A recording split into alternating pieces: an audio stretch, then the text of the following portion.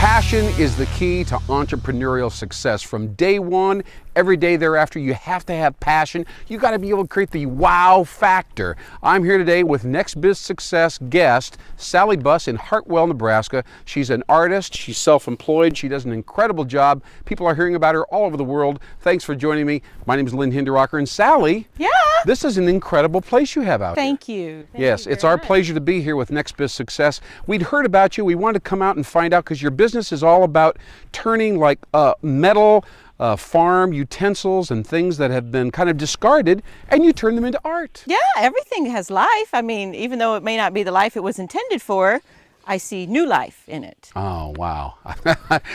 Let's cut off the interview at this point. I think that's all we need to know.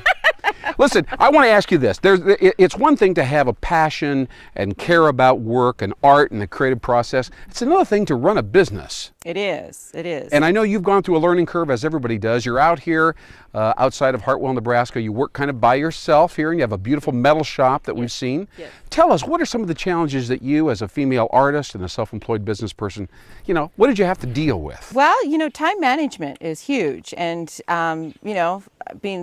just because I don't have a boss, waiting for a report or asking me about those deadlines, they're still there. Right. And so I have to be self-motivated and, tell myself today is a real work day, even though you're just stepping into your backyard, to go to the office or to go to the workshop.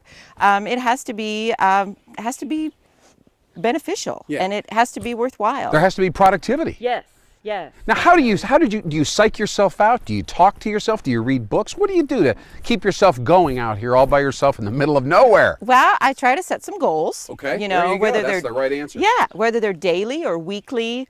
Like do this by noon. Right. Do this by 6 p.m. Do this by the end of the week. I love it. Yeah. I love it. And you probably say, well, I want to spend this many hours working on this project or sculpture. Right. And then maybe this many hours networking or talking to customers. Exactly. Is it that kind of thing? Yes. Absolutely. Yes, definitely. Well, tell us about the money side of the business. That's one of the weirdest. I don't quite know how you price things or create value, literally, with art. Right. Well, it is kind of an unknown. It's kind of a gray area, but I do have an hourly rate as far as labor. All right.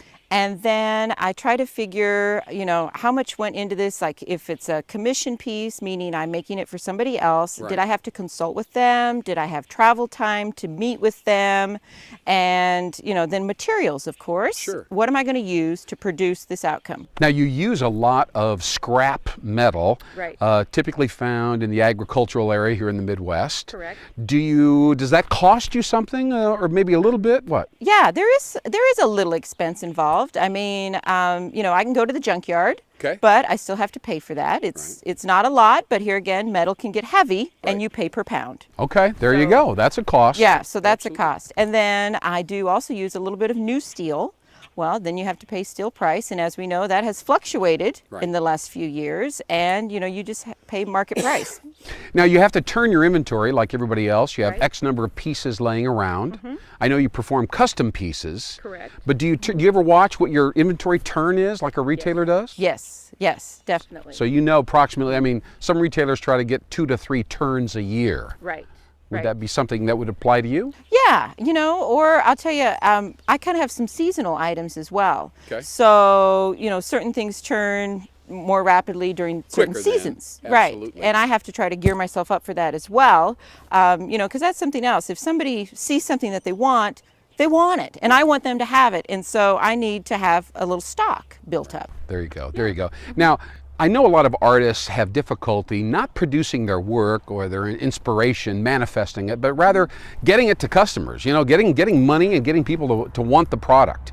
Now, you're a pretty extroverted gal. Yeah. Some of them are a little more introverted. Right. But what's the best way that you get your product out there in front of people and make things happen for you? I'm blessed to have some galleries.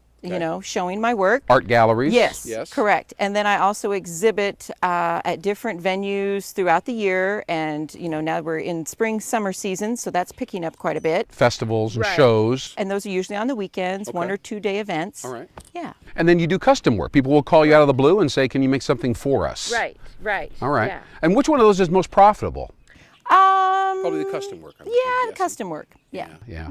Okay. Now, tell me, is there any other service or information that you wrap around your product to add value to it? I mean, do you guarantee it? Do you customize things? I mean, how do you get the maximum price for your art? You know, I try to put as much of myself into it so that it is a truly custom piece of mine that I have created. But then again, if I'm producing it for somebody else and there's certain specifications, I try to do those as best to my ability so that, you know, it really feels like everyone's been involved in the process. Now just pretend that somebody wants to be kind of like you. They're artistic, they want to stay at home and work for one reason or another. What piece of advice would you have for those people? What would you suggest? I would say, you know, make sure and try to find a balance between production and exposure or marketing, and figure out, you know, it may not be 50-50, but find out what that percentage is and do both aggressively. Yeah, and the marketing part in particular, some people underestimate that and they don't spend enough time on that. You know, you mentioned networking. I know you're involved in the regional, local community. And of course the thing there is personal branding, you know, being known for something. Tell me about that. Well, you know, it was coined actually way back in college that I was the woman of steel. I love that. Yeah, and you know, and I didn't really think too much about it at the time, just kind of a nickname. And yet I've really used it to the maximum potential. Well, it makes sense because your art is made out of steel in many cases, but also you have a gritty determination, a persistence, huh? Yeah. Yeah, that's I mean, part of it. and being a tough businesswoman and negotiating for a price and so on. Absolutely. I love that hook because it fits you, Sally Buss. Thank you for being my guest on Next Biz Success. You bet. You're a super entrepreneur. My name's Lynn Hinderrocker. Thanks for joining us. Keep on going, keep on growing on Next Biz Success.